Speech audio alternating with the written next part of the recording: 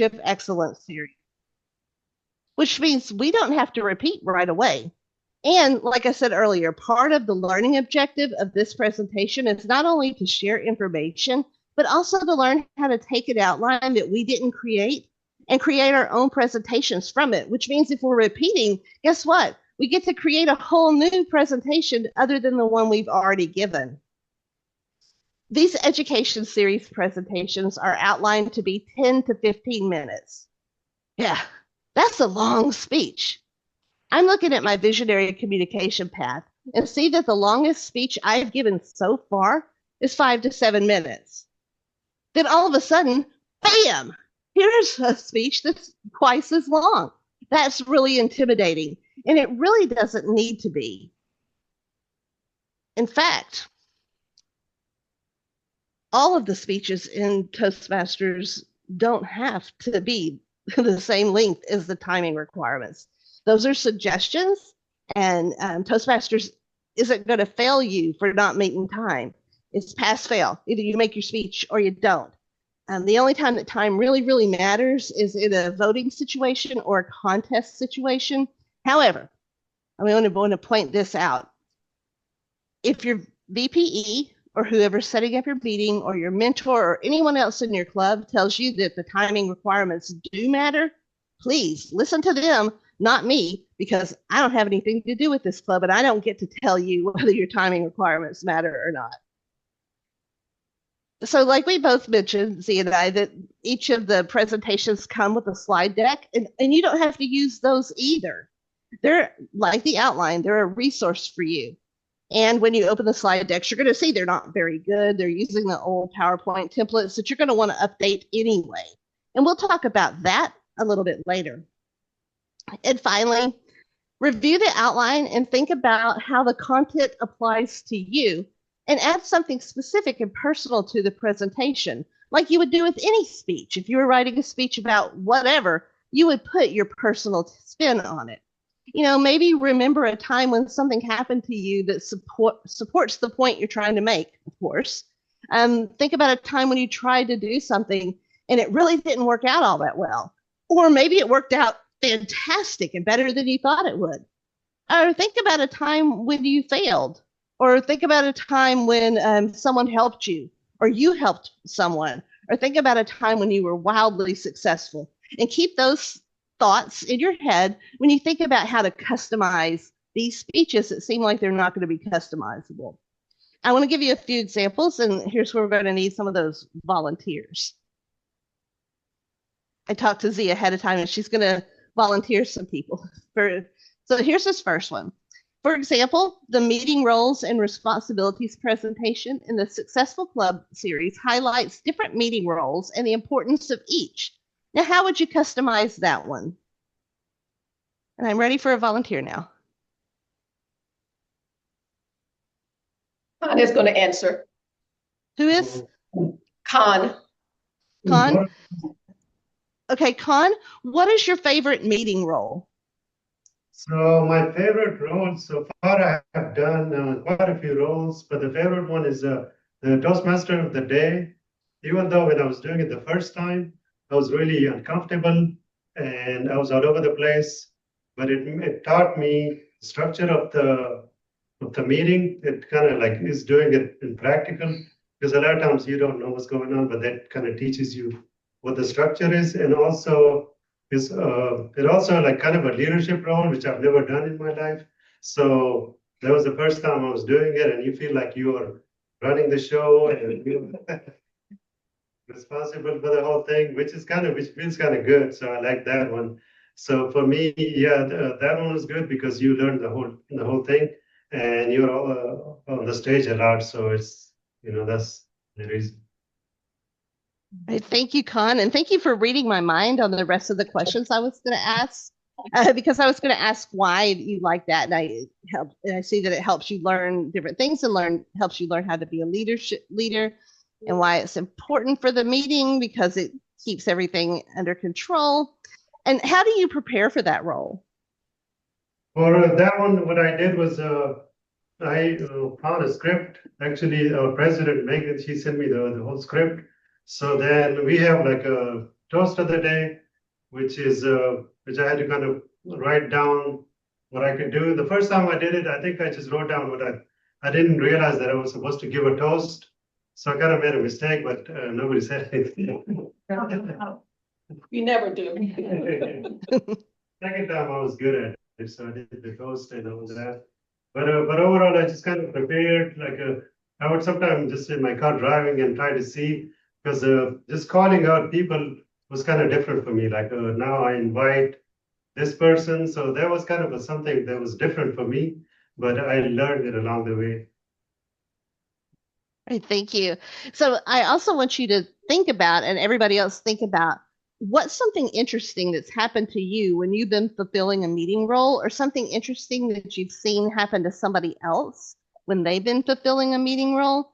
And then you take all the answers to those questions that you just gave me, why you like that role, why it's important, how you prepare for it, and then something interesting that's happened. And then you go through this project and you summarize the other meeting roles, like with a sentence or two about here's what Table Topics Master does and why it's important. Here's what the General Evaluator does and why it's important. And then your speech is basically written for you. So it's customized based on your personal experiences. And this is not the same speech that anybody else is going to give, because no one else is having your experiences and telling your stories. And I wrote, like, how did you get to this speech writing itself? It's basically you look at the outline, choose a component or two that has meaning to you, and then you can personalize it, and then summarize the rest of the outline for your speech. So we'll take a look at another one right now that might seem like it might be a little bit more challenging or maybe a little bit less challenging. And it is the Service and Leadership presentation from the Leadership Excellence Series. And this presentation discusses how leaders serve others by offering their knowledge and skills to help others achieve their goals. The provided outline gives a section on characteristics of an effective team leader. So I'll need another volunteer.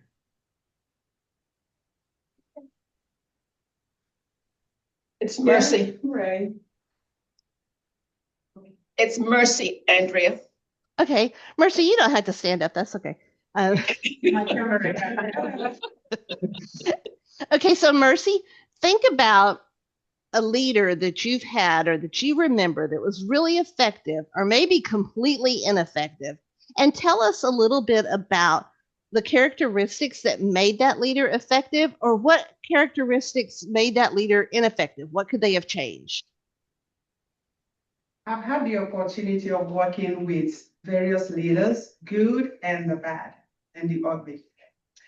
But yes, I have worked with very good leaders who, through their guidance and attitude, brought out the best in me. With the way they treated us, wasn't just me, my colleagues as well. We were able to thrive in that environment. But I'd like to talk about a bad leader that I've worked with. I once worked under a leadership whose poor management style affected not only my motivation, affected my work. So I said I'd like to talk about that because I want to lay emphasis on that. Being a bad leader demoralizes your employee or people who report to you, and then the work won't get done. So if you have the job as a priority to get things done, I think the best way to be a good leader, to be a leader, should be aiming to be a good leader, a leader that motivates, a leader with a positive attitude. So for all of us here, don't be a bad leader. Don't be a bad leader. Wow, that is okay. First of all, easier said than done, but that's actually a really good mantra and a really good philosophy to have. So based on that bad leader, what approaches have you been taking? What things have you changed in the way that you lead a team, or you lead your family, or in your leadership? How have you made sure that you're a good leader? So that bad leader made me understand how negatively impacted it can be to my work and to everything around the work environment. With that, I learned how to be a good leader. And working with so many teams, I rather motivate them. I become a servant leader wherever I find myself. It impacted me in a way that positively, I would say, though it was a negative thing, but it made me a better leader. And right now, I can't really say, but I mean, I don't think I have team members who would say they're treated badly, they're not motivated. I mean, I give listening ears, and I also work with them to make sure things are working great. Yeah. Right. Thank you. I mean, you're right. Sometimes the best way to figure out how to do something right is to figure out how to not do it wrong. So that's a really good thought. And so hearing what you said and how you would have what characteristics made a bad leader and how you've been being a good leader, that's a pretty good outline start for this presentation about the characteristics of a good leader. While these bullets on the slide don't exactly match what you said, I believe if we read the descriptions in the outline, we'd find something in there that matched what you were saying.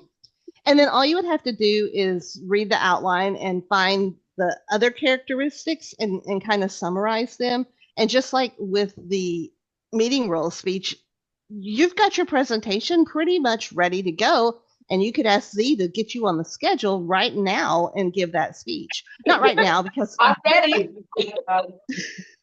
I would say not right now because I'm giving a speech right now, but then maybe next time. Maybe next time you put her on the list. Is she a level 3? Can she give it now? We'll just think about that. But so I also want to mention that the strategy for reviewing the outline and finding an element to personalize and then summarizing the rest can be used for all of the modules, even the moments of truth, which according to the outline is supposed to take up the whole meeting. That's a long speech, and you're to take up the whole meeting. You don't get to do anything else, but you don't have to do it that way. You could choose one of the main topics to highlight, or even summarize the rest, or summarize the whole thing.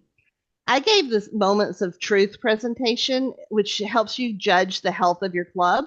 And I gave it to a monthly advanced club that I was in. And I summarized all the main topics. And then I created an online survey based on the fillable form that Toastmasters provides. And then I gave that survey to all the members who completed it between that meeting and the next meeting, where we all shared our opinions of our club health, which Moments of Truth, I don't know if you're familiar, it gauges stuff like first impressions and how you're treating your guests and how your education program is going. And so everybody in the club should know how the club is doing on those Moment of Truth opportunities. But after my club filled out that survey, we spent some time at the following meeting going over the survey results, and nobody was surprised, and everybody kind of felt like what everybody else thought was true about the Moments of Truth. And that didn't take up a whole meeting. It just took up part of 2 meetings. So that was a commitment to do it for 2 meetings. But still, it gave me a chance to talk about the Moments of Truth, and it gave the club a chance to think about our club health. And now I'd like to give you a few tips for updating or improving your slides. That seemed pretty abrupt. I'm sorry. I'd like to give you a few tips for improving your slide presentations, either the ones that are provided with the canned presentations or the ones that you're creating for yourself. So who's seen a slide like this? Keep your hands up. Who's made a slide like this? Yeah, I have. When PowerPoint first came out and I first found out about it in 2001, all of my slides look like that. But why shouldn't our presentations look like this? PowerPoint makes these tools available. Don't we owe it to PowerPoint to use them? No. We owe it to our audience to not use them. However, some of the tools shown here can be effective if used properly. And so the rest of tonight's presentation will look at some tips for improving our slides. So tip number 1 is avoid wordiness. When you have a big old block of text like this, everybody's going to start reading it. And when everybody's reading it, you know what they're not doing? They're not listening to you or paying attention to you. So how do you avoid this? Well, first of all, don't use big blocks of text. Don't use sentences. Use bullet points or small text to emphasize your main points. Use large readable font. 30 point or more is good, and that'll force you to not use a bunch of words. Don't be afraid of the white space in between your elements on your slides, because just because you have that doesn't mean you need to use that. And some blank space is really nice. It's kind of minimalist, and it's a hot trend today, and I hope it's a hot trend tomorrow. Another strategy I like is the 6x6 rule, and that's to say that don't have more than 6 elements in the different parts of your slide. Like, I only have 4 words in the headline, and I have 6 bullet points, and I have 6 or fewer words in each of the bullet points. And now you're counting. So I don't want you to count. I want you to believe me when I tell you what the numbers are, and then we're going to keep moving. But I do want to tell you that the 6x6 rule is not a rule, just like the guides and the PowerPoints and the canned suggestions. 6x6 is just a suggestion, and if you need one more word, go ahead and put it in there. Tip 2 is to use photos and other multimedia when appropriate. So there's nothing wrong with a slideshow that is heavy with photos or multimedia. In fact, old school slideshows were just that. They were photos or images or sounds that were supporting a presenter's message. Just make sure they're relevant and that they have a point for being there, and there's not too many of them to be distracting or overwhelming on your slides. And consider whether you really need them at all. Do photos or other multimedia really move your message forward, or could you make your point without them? For example, if I asked you a question and then played the Jeopardy theme song, is that necessary? No, it's not. It's cute. It's kind of fun, but it's not necessary. And it's actually a potential failure point in my slideshow. I do want to point out that later I'm going to break some of these rules, so just don't pay too much attention to that, or pay attention to that, and you can ask me about it later. But, if I was saying don't play the Jeopardy theme song, what if I wanted you to identify certain sounds? Like if I said dog barking, baby crying, glass breaking, would you be able to identify those sounds by me saying that, or would it be better if you actually heard those sounds as part of my presentation? Heard it. That's right. So here's a look at how to apply these tips to a canned presentation slides. This is from the Evaluate to Motivate module. That's a lot of text right there. And this slide isn't very visually interesting. And of course, it doesn't have to be. But if you're going to put a slide up, it may as well be interesting. Plus, this is using an old template. See that logo up at the top? That has a starburst effect, and it's all stretched out, and that is not how we use that today. So let's take a look at how we could change that. So first of all, I downloaded the Toastmasters current slide deck, and this is the burgundy one, and I've been using the blue one throughout the rest of this presentation. And instead of condensing all the text, because look, here's some text, and here's like all that text, and so you can see that it's not all represented here. So I broke it into 2 slides so you can make your points without having to lose the content that Toastmasters wanted you to have. And there's nothing wrong with another slide. And I did throw some illustrative pictures in there. Again, they're not necessary, but they do give you something to look at while I'm talking. So number 3 is use high contrast colors. Bright colors, or colors that are the same color as the background, are really, really hard to read. So you're going to want high contrast colors like black letters on a light background or white letters on a dark background, which are easier to read. If you're having trouble knowing whether or not you have a good contrast, I recommend printing out your slides in black and white. And if you can't see or read the elements very well, consider choosing different colors. Tip 4 is use appropriate animation, because too much animation is inappropriate, can make your slides look cluttered, distracted, and just overall unprofessional. I'm skipping ahead because we're running out of time. So Toastmasters Moments of Truth. Here's a way to make sure that you're using your animation appropriately. So if a good way to use animation is if you have a big blank slide like this, but if you have a list, but you don't want your audience to read your list while you're talking about it or read ahead or take notes and you just want them to pay attention to you, you can use a simple reveal. So it starts revealing elements in the list, but it doesn't just reveal them all at once, or it doesn't just reveal them one after another. You were able to control that. I also want to warn you on Toastmasters slide decks, they build in a lot of unexpected animation. So be sure that you check your slide deck and you don't get surprised with their animation, because I do that all the time, and I don't want that. I don't want to get surprised by animation.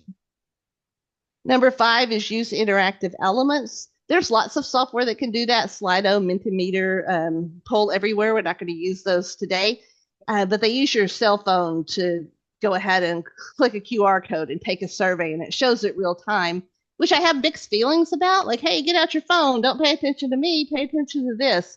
But I've seen it work too. But you can also conduct less technical polls, like raise your hand or clap or stand up or sit down in response to questions. So tip number 6 is be consistent. For the most professional looking slideshow, make sure you use consistent layouts, graphics, and fonts. So presentation software gives you a lot of templates and built-in graphics. If you're making a slideshow for Toastmasters or you're making a slideshow for your company, you probably have a standard slide deck you're supposed to use. And I highly recommend you use that one, because that takes all the guesswork out of what you're supposed to be doing, and it stops you from putting a bunch of icons and pictures and fonts in there that just don't belong.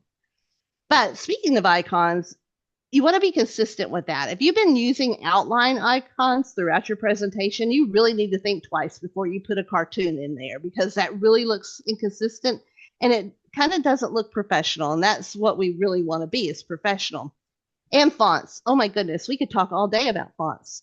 Invite me back to another meeting and we'll do that. But they're basically thousands of fonts, but there are 4 different types. There's serif, which has the little feet or tails. It looks like a typewriter or a report. There's sans serif, which are clean lines. All the fonts in this presentation have been sans serif. You have script font, which looks like handwriting, and it's really pretty, and it's great for emphasis because it is not easy to read. And then you have your cartoon fonts and your symbols, which are great if your audience is a bunch of elementary school students or your topic is just so fun. But I would caution you not to put a bunch of different fonts, even though you can in your presentation. You can if you want some emphasis, like you really want to highlight this word, so use a different font. But designers call that a font party, when you start having all different fonts because you can, or because you didn't notice that you accidentally put a bunch of mix and match fonts. So tip number 7 is be correct. That's not correct. And so how can you avoid that? Because when your slides are on a screen or on a big screen behind you, that's not when you want to find errors like that. So a way to do that is take time to review your slides before. Sometimes reading a line out loud will help you hear an error, or reading it from the end to the beginning can help you find a missing word or a grammar error or even misspellings. And most software today offers built-in grammar and spelling tools, so please use them. Be flexible. So there's an old saying that says that if something can go wrong, it will.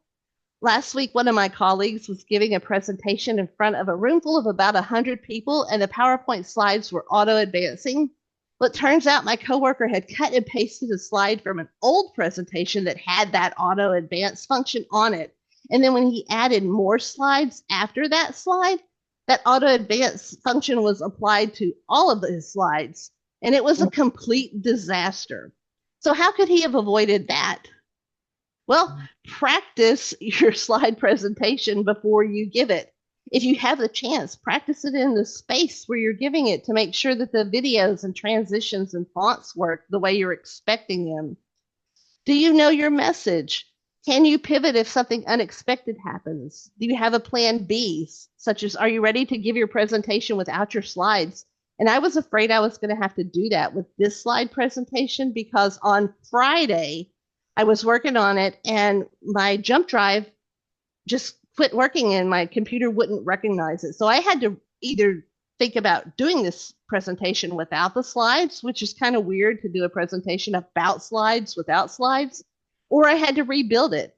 So that's what I had to do over the weekend, was rebuild this, because I was trying to be flexible, I guess. But thankfully I had already sent the my outline and my slide images to Z, so I didn't have to completely come up with this again. Do you have the right number of slides? Don't rush at the end because you don't know how long your presentation will be. It used to be people would tell you, if you have a 20-minute presentation, you should have 10 slides. But that's the way we got all this cluttered, busy slides. So I think take as many as you need to present the message in the time that you have. Have you cited your sources? Are you leaving enough time for Q&A? Have you gotten feedback from Toastmasters to make sure that your presentation is up to speed? And finally, the most important tip I can give you, if you don't take anything else away from this presentation, I want you to take this away from J.P. Phillips, author of How to Avoid Death by PowerPoint. I got your focus. Why is that important? It's important because I always have been, and I always will be the presentation. That is my visual aid. I just love that. He said, I got your focus. You are the presentation. Your slides are the visual aid. Make sure you're confident and are clear with your message. And remember, no matter how amazing your slideshow is, people are here to listen to your presentation, not look at your slides. Here are my sources, and this is my contact information. And I think we might have time for questions. We might not. I might have just taken it all up with all my stuff. So I turn it back over to you, Z. No, we have time for questions. I'll ask a question. Sure. Oh, I'm sorry. I like using the cursive type font, but younger generation don't know how to read it. So should I continue with what I prefer, or should I be aware of the audience and use the fonts based on the audience that I will have? I think you can do a little bit of both. Obviously, you're going to want, if anything, if you're showing an audience something, you're going to want them to be able to understand it. So you would want to pick the lowest common denominator, which is that serif font or sans serif font, where it looks easy for everybody to read. However, there are a lot of cursive-y looking fonts that just look like kind of slanted regular old letters. So that might be something that you could look into. So if you're wanting to do that, look and see what kind of cursive fonts may be out there that are just barely modified regular fonts. Okay, thank you. Andrea, Anyone thank else? you so much. I have a question. This is Megan. Sure. In the canned presentations that Toastmasters provides, the slides are editable, so we can make changes as you've mentioned? Absolutely. The slides are editable, but I still would recommend downloading the current template and just recreating them, but because you can't edit like the backgrounds or anything, so those odd colors or there's odd logo placement, you can't change that. So that would be a problem there. So you could use that, but definitely you could, if you choose to use those, which is also fine because those are the ones they gave you. You can change the text. You can delete the ones you don't want to use. You can add or replace animation or add pictures or whatever you want to do. So there's a slide deck on Toastmasters International that we can, not a slide deck, but the particular format we need to use, and we could just transfer the information over to that. Is that what you would suggest? That's what I would suggest. And I have to tell you, the way I found the slide deck templates that I was using for this presentation is I went to toastmasters.org and I went to that little chat thing that it has in the bottom. And I actually said, what are the current slide templates? And it gave me the burgundy one and the blue one. So I didn't have to actually look for it too hard. I asked it to show it to me. Thank you. That's a great idea. I'd like to interject just so that you know I will be uploading those templates to the members' resources. That way you don't have to go looking for it. Thank you. Look, even easier. Thanks, Z. So I see Dorothy has her hand up. Yes, first, thank you, Andrea, for this presentation and C for the invitation. My question is, once you go in and make those edits to the presentation, when you save them, where are they saved? Or do you do this prior to doing your presentation? So if you're talking about the slide decks, where do you save those presentations or anything you download for Toastmasters, you're going to download onto your own computer or onto a flash drive. And when you make the changes, you just save them as a new file or overwrite the file that you've already downloaded. So it's just going to be on your computer or your stuff. It's not making any changes to Toastmasters templates or any of their stuff. Okay. So is it going to be a PDF file? Is that the only way that it can be downloaded? Can it be switched to a Word doc or a PowerPoint presentation? So the guides with the scripts in them, or those scripts, I keep calling it a script, it's not a script. So the manual that has the guide in it is a PDF, but the slide decks they download as PowerPoint files. And if you want to save a PDF or even a PowerPoint as a Word document, it can be done, but then you'll have to clean it up a little bit. But for a PDF, if you do save as Word, is usually a choice. But PowerPoint does not save well as a Word document. But you can cut and paste your notes or something over to a Word document if you want to. Does that help? It does, because I'm more a PowerPoint person than PDF. And so when you do these presentations, they have to be. You can't do it where you're somewhere in person doing it. It absolutely has to be something presented on the screen, right?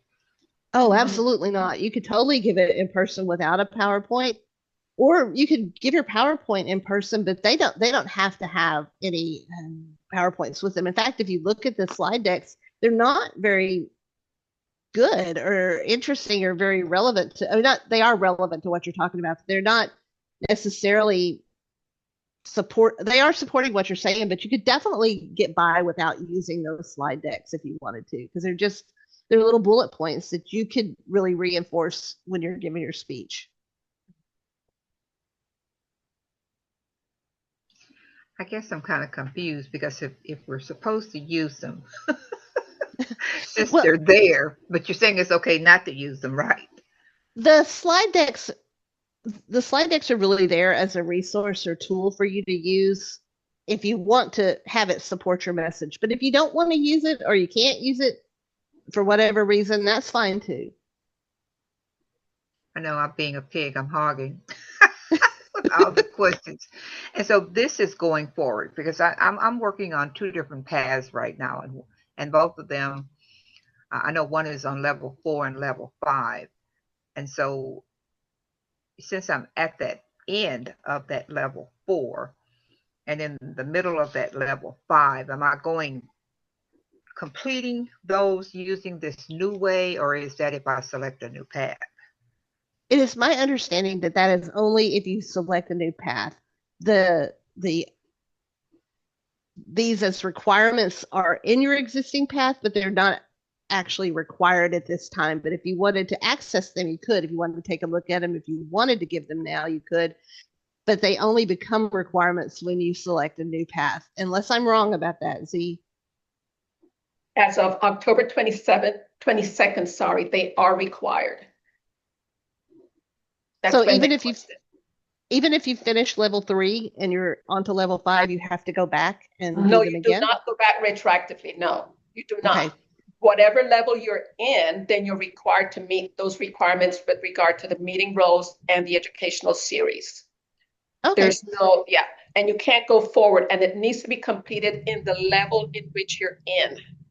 You can't complete leadership series, which is level 5 and level 4, and get credit for it. Okay, I guess I'm going to have to pull it up and take a look at it to see. Now, one last question. With that evaluation piece where you can go in and evaluate someone for doing the Toastmaster role or the all kind of grammarian role, is that impacted you know, how since we have to do these roles, if someone gives you an evaluation on it, does that give you the credit that you need in order to have met that criteria for doing the table topics or doing the all-counter or the grammarian? The Does that make evaluations, sense? the evaluations are only applicable to speeches, not to the meeting roles. Well, there's a part in there, though, where you can go in and you can click to give member feedback for the different roles. Yes, and that's if you want to give feedback just like we do now. If someone was an excellent grammarian, you can go to Basecamp and give that person feedback directly on how well they were a grammarian. But as of today and what I know, evaluations are only required for prepared speeches and the educational series. Okay. I haven't gone in there, I'm confessing. And so I probably should have done that before I came to the meeting. That's okay. I think with the meeting roles, your VPE helps you keep track of that. And it's a little bit of honor system. You're not going to say you were the Toastmaster if you weren't. Shame on you if you did.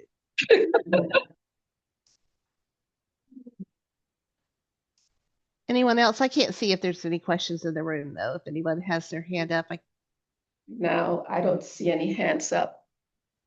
So I guess y'all, except Dorothy, we're going easy on me.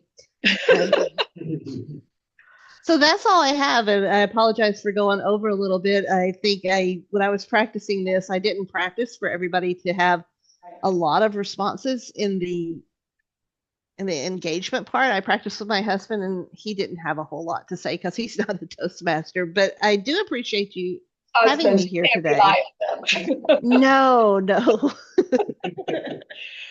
Well, I personally want to thank you, and on behalf of Southeast Houston Toastmasters, we really, really appreciate your tips for transforming our slides and the valuable insight that you gave us on how we can not only enhance the CAN presentations, but also any personal presentations that we're going to use in the future. I'll now turn it over to our president, Megan. Thank you, Xenia. And I'll second that, Andrea. We are so grateful for your knowledge and experience. And we have a gift of appreciation that you will receive in the mail. It's a very special Toastmasters pin, and I hope you will enjoy using it. But thank you again for spending your Tuesday evening with us. Do you want to see it right now? Yes. It's that world map ink pen. Can you see it? I'm holding it up in my square. Oh, now I see it. Oh, yay. Okay. Yay. Thank you. It's not going to be a surprise anymore now, though. No, that's okay. That's okay. Getting the mail. I want to check in with our guest Kashi before we sign off for tonight. Kashi, how did you enjoy the meeting? I really enjoy it. Thank you for having me today, and I look forward to learning with all of you, and I'll try my best not to hide under the table when it's my turn to speak. So thanks again for having me. You're doing a great job speaking. Did you say your professor told you about Toastmasters? Yes, ma'am. That's correct. Which school is that? Which university or college? She's one of the ambassadors at WGU. Dr. Amy. I don't want to. My apology. I don't want to butcher her last name. So anyway, WGU. I was just curious as to where the information is coming from, but we appreciate her telling you about Toastmasters. Yes, me too. Thank you. Please come back next week. You'll see that this was not our typical meeting. This will be a completely different agenda next Tuesday, and it'll follow our usual format. But we're glad you're here. Thank you. I have a couple of announcements I wanted to make. Club Officer Training Round 2 has started. It goes from November 1st through the end of February. And this is for all officers as well as aspiring officers. If you are interested in any roles, there are virtual trainings available. Then the next one is November 22nd and November 20th. November 22nd will be our speech contest. But the next officer training will be November 20th, which is a Thursday evening, 6:30 to 8:45. It's virtual and you can sign up on District 56 website. Please feel free to reach out to me or any of the other officers for additional info. And the last item is the speech contest, which I was so excited about. I want to announce early, November 22nd. And I will remind you of that again. Those are a lot of fun. If you've never been, you get to hear presenters from all over the area. So I hope you'll put that on your calendar. It's a Saturday. Our next meeting is next Tuesday. It'll be a virtual meeting, November the 18th. Xenia, did you have any additional announcements? I just want to say that with regard to the meeting roles that are now required as part of the pathways enhancements, I will make every effort for to assign you to those roles, but feel free to start signing up for those roles in advance. It will make your life and my life easier if you start signing up for them, okay? And remember, you just need to do meeting roles in levels 1 and 2, and then it gets a little bit more detail with additional meeting roles and the educational series when you get to levels 3, 4, and 5. And then finally, I want to extend congratulations to Elizabeth Camprey. Some of you do not know her, but she achieved level 1 in presentation mastery. And that's posted on our website. And prior to that, Nicholas had actually also achieved level 1 in presentation mastery. So we are 3 educational goals from all 12 educational roles being achieved in the Distinguished Club program. So keep up the good job, girls and guys. That concludes our meeting. Thank you so much for being here and look forward to seeing you again next Tuesday evening. Take care. Bye, Ann. Bye, Carolyn. Bye. Thanks again, Andrea. Bye, Dorothy. Bye, Belle. Bye. Thank you. Bye, guys. So what did you guys think? It was good. I enjoyed it. Great information. Felt like I was in a work training. Hmm? Felt like I was in a work training. No. Is that good or bad? You. Oh, okay. We pay a lot of money for people to get trained for things like that. Oh, Yeah. Yeah, so this was good for free. Well, you did pay, but not as much. Not as much. Exactly. Absolutely. Yes, ma'am. You are correct. Oh, she has a website. Did you see Yeah, that? that's how I found it. She would do these presentations. HTTPS, if anybody's Mhm. interested, on very, Okay, I'll send it to so- everybody. Yeah. I'll send it to everybody. Yeah, I think it's on that handout. Oh, is it? Okay. Yeah, it's on the handout too. The one that and it was part of the meeting agenda that it was attached to it. So this one doesn't have it. I'm sorry.